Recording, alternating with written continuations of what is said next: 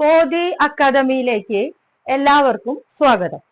ഇന്ന് ഞാൻ 2ാം ക്ലാസ്സിലെ സംസ്കൃതമായിട്ടാണ് വന്നിരിക്കുന്നത്. നമുക്ക് 2ാം ക്ലാസ്സിലെ 1ാമത്തെ പാഠഭാഗം നോക്കാം. 1ാമത്തെ പാഠഭാഗം നിങ്ങളുടെ ടെക്സ്റ്റ് ബുക്ക് എടുക്കുക.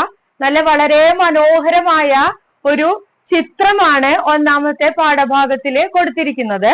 അതിലെ ഒരുപാട് ജീവികളുണ്ട്. അതായത് ചിത്രശലഭങ്ങളുണ്ട്, കിളികളുണ്ട്, കുട്ടികളുണ്ട്, മരമുണ്ട്, പുഷ്പങ്ങളുണ്ട്, അണ്ണാറക്കണ്ണനുണ്ട്. ഇതെല്ലാം ഉണ്ട്.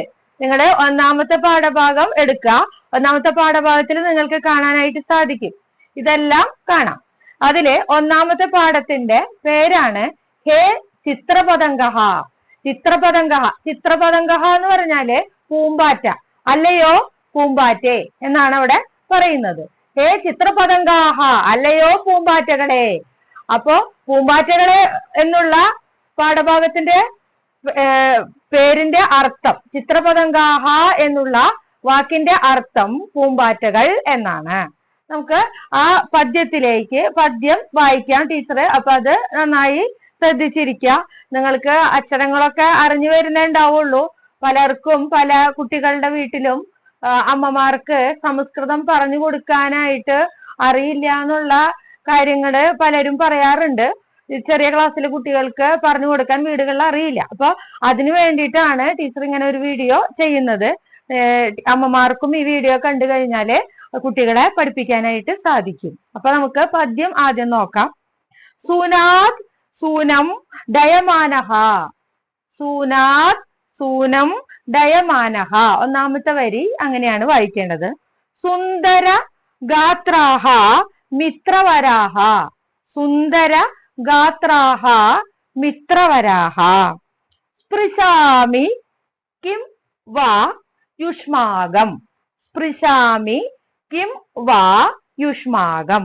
വർണ്ണ മനോഹര പക്ഷയുഗം. വർണ്ണ മനോഹര പക്ഷയുഗം. നമുക്ക് വായിക്കാനായിട്ട് മനസ്സിലായി എന്ന് വിചാരിക്കുന്നു. ഒരു പ്രാവശ്യം കൂടി വായിക്കാം. സുനാത് സൂനം ഡയമാനാഹ സുന്ദരഗാത്രാഹ മിത്രവരാഹ.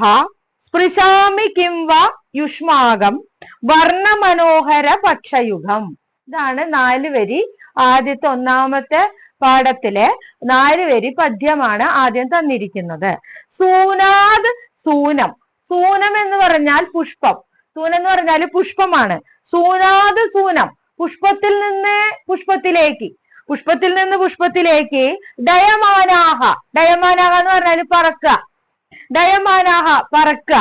അതായത് പുഷ്പങ്ങളിൽ നിന്ന് പുഷ്പങ്ങളിലേക്ക് ഇങ്ങനെ പറക്കുക. എങ്ങനെ? സുന്ദരഗാത്രാഹ. സുന്ദരമായ ചിറകുകളോട്, ഭംഗിയുള്ള സുന്ദരമായ ഭംഗിയോട് കൂടിയ ചിറകുകളോട് കൂടി.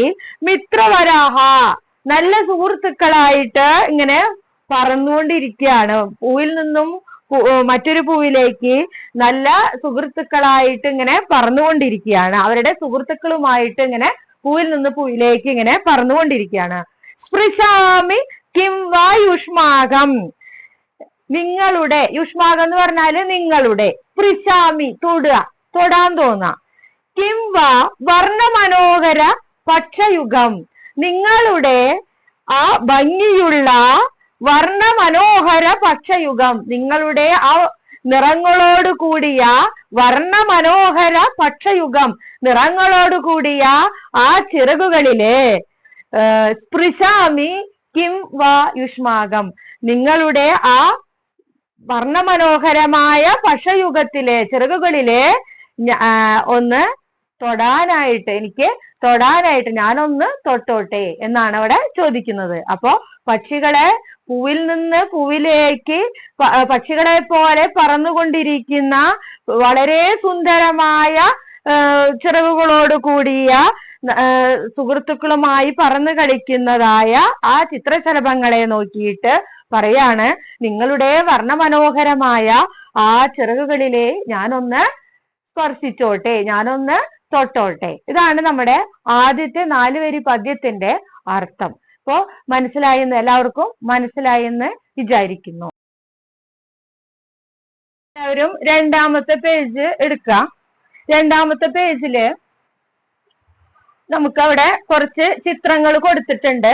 രണ്ടാമത്തെ പാഠത്തിലെ ഒരു പക്ഷിയുടെ ചിത്രം കൊടുത്തിട്ടുണ്ട്. അതിന് താഴെയായിട്ട് ഒരു പുഷ്പം കൊടുത്തിട്ടുണ്ട്. അതിന് താഴെ അണ്ണാറക്കണ്ണന്റെ ചിത്രം കൊടുത്തിട്ടുണ്ട്.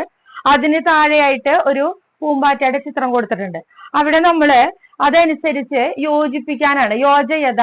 അത് തെറ്റിയിട്ടാണ് അവിടെ കൊടുത്തിരിക്കുന്നത്. ഓരോ പേരുകൾ അവിടെ കൊടുത്തിട്ടുണ്ട്. ആ പേര് അനുസരിച്ച് ഏത് ആണ് കറക്റ്റ് ആയിട്ടുള്ള ചിത്രം എന്നുള്ളത് നമ്മൾ വരയ്ക്കണം. അപ്പൊ എല്ലാവരും വേഗം തന്നെ സ്കെയിലും പെൻസിലും എടുക്കാം. എന്നിട്ട് നമുക്ക് അത് നോക്കാം. ആദ്യത്തെ സൂനം എന്നാണ് അവിടെ എഴുതിയിരിക്കുന്നത്. അപ്പൊ സൂനം എന്ന് പറഞ്ഞാല് പുഷ്പമാണ്, പൂവ് ആണ്. അപ്പൊ വേഗം തന്നെ ആ സൂനത്തില് നിന്ന് സ്കെയില് വെച്ച് ആ പൂവിന്റെ അടുത്തേക്ക് വരയ്ക്കാം. ഇനി ചിത്രപതംഗ എന്ന് പറഞ്ഞാല് പൂമ്പാറ്റയാണ്.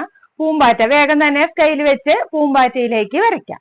മൂന്നാമത്തത് ഗഗഹ പക്ഷിയാണ്. വേഗം തന്നെ സ്കെയില് വെച്ച് പക്ഷിയിലേക്ക് വരയ്ക്കാം.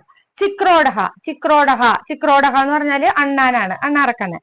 വേഗം തന്നെ ആ സ്കെയില് വെച്ചിട്ട് ആ ചിക്രോഡഹ എന്നുള്ളിടത്തുനിന്ന് അണ്ണാനിലേക്ക് വരയ്ക്കാം. അപ്പൊ അവിടെ ടീച്ചർ ഇവിടെ കാണിച്ചിട്ടുണ്ട്, അത് നോക്കുക.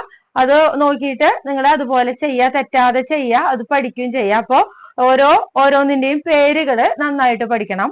സൂനം പുഷ്പം, ചിത്രപതംഗ പൂമ്പാറ്റ, ഗഗഹ കിളി, ചിക്രോഡഹ അണ്ണാറക്കണ്ണൻ.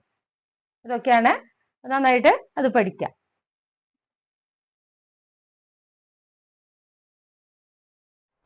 അടുത്ത പേജില് ബിന്ദുൻ യോജയതു വർണ്ണേഹി ലിബന്ധു എന്ന് പറഞ്ഞിട്ടുള്ള അവിടെ കൊടുത്തിട്ടുണ്ട്. കുട്ടികളെ നിങ്ങൾ നോക്കൂ, അവിടെ മനോഹരമായ ഒരു പൂമ്പാറ്റയുടെ ചിത്രം കാണുന്നില്ലേ? അതിന്റെ താഴെയായിട്ട് ഒരു ഭംഗിയുള്ള പൂവിന്റെ ചിത്രം കാണുന്നില്ലേ? അതാണ് നമുക്കിനി ചെയ്യാനുള്ള വർക്ക്. അത് നമുക്ക് നോക്കാം. അവിടെ ബിന്ദുൻ യോജയതു എന്നാണ് പറഞ്ഞിരിക്കുന്നത്. ആ കൊടുത്തിരിക്കുന്ന പൂമ്പാറ്റയുടെ ചിത്രം നോക്കൂ. അതില് കുത്തുകൾ കൊടുത്തിട്ടുണ്ട്, കുറെ കുത്തുകൾ ഇങ്ങനെ കൊടുത്തിട്ടുണ്ട് അല്ലെ? കുറെ കുത്തുകൾ ഇങ്ങനെ കൊടുത്തിട്ടാണ്, ആ കുത്തുകൾ ഉപയോഗിച്ചിട്ടാണ് ആ പൂമ്പാറ്റനെ വരച്ചിരിക്കുന്നത്. അപ്പൊ ആ കുത്തുകളെ എല്ലാതും നിങ്ങള് യോജിപ്പിക്കാം. അത് എല്ലാം യോജിപ്പിച്ച് പെൻസിൽ കൊണ്ട് വരച്ച് അതിനെ നല്ലൊരു പൂമ്പാറ്റയാക്കി എടുക്കാം. അതുപോലെ തന്നെ താഴെ കൊടുത്തിരിക്കുന്ന ഒരു പൂവിന്റെ ചിത്രം കാണുന്നുണ്ട്. ആ പൂവിനും കുത്തുകളെ കൊണ്ടാണ് അത് വരച്ചിരിക്കുന്നത്. ആ കുത്തുകളും നിങ്ങള് പെൻസിൽ കൊണ്ട് പതുക്കെ വരച്ച് ഭംഗിയായി വരച്ച് അതും ഒരു പൂവിന്റെ ചിത്രമാക്കി മാറ്റാം. അതിനുശേഷം ടീച്ചർ ഇവിടെ കൊടുത്തിട്ടുണ്ട്, അതുപോലെ പെൻസിൽ കൊണ്ട് വരയ്ക്കാം. ഇനി അടുത്തത് രണ്ടാമത് ചെയ്യേണ്ടത് വർണ്ണേഹി ലിബന്ധു. നിങ്ങള് അതിന് കളറ് കൊടുക്കണം അല്ലെ? കളറ് കൊടുക്കണം. ഭംഗിയുള്ള കളറുകൾ, നിങ്ങൾക്ക് ഇഷ്ടമുള്ള കളറുകൾ നിങ്ങൾക്ക് കൊടുക്കാം. പൂവിന് ഏത് നിറാണോ കൊടുക്കേണ്ടത്, പൂമ്പാറ്റയ്ക്ക് ഏത് നിറാണോ കൊടുക്കേണ്ടത്, നിങ്ങൾക്ക് ഇഷ്ടമുള്ള നിറങ്ങള് കൊടുത്ത് വളരെ മനോഹരമാക്കാനാണ് അവിടെ പറഞ്ഞിരിക്കുന്നത്. അപ്പൊ ടീച്ചർ ഇവിടെ ഒരു എക്സാമ്പിൾ ആയിട്ട് കളർ ചെയ്തിട്ട് ഇവിടെ കാണിക്കുന്നുണ്ട്. അത് നോക്കാം. അതുപോലെ തന്നെ അടിക്കണം എന്നില്ല, നിങ്ങൾക്ക് ഇഷ്ടമുള്ള കളറാണ് നിങ്ങൾ അടിക്കേണ്ടത് കേട്ടോ. അപ്പൊ അതൊക്കെയാണ് നമ്മുടെ ഒന്നാമത്തെ പാഠത്തിലുള്ള കാര്യങ്ങൾ. അപ്പൊ ഇതൊക്കെ നിങ്ങൾക്ക് പറഞ്ഞത് മനസ്സിലായി എന്ന് വിചാരിക്കുന്നു. ഒന്നാം പാഠം നന്നായിട്ട് പഠിക്കുക. ഈ പറഞ്ഞ പോലെ അതെല്ലാം കളറ് കൊടുക്കാനും കുത്തുകൾ യോജിപ്പിക്കാനും ഒക്കെ പഠിക്കുക കേട്ടാ. ബൈ.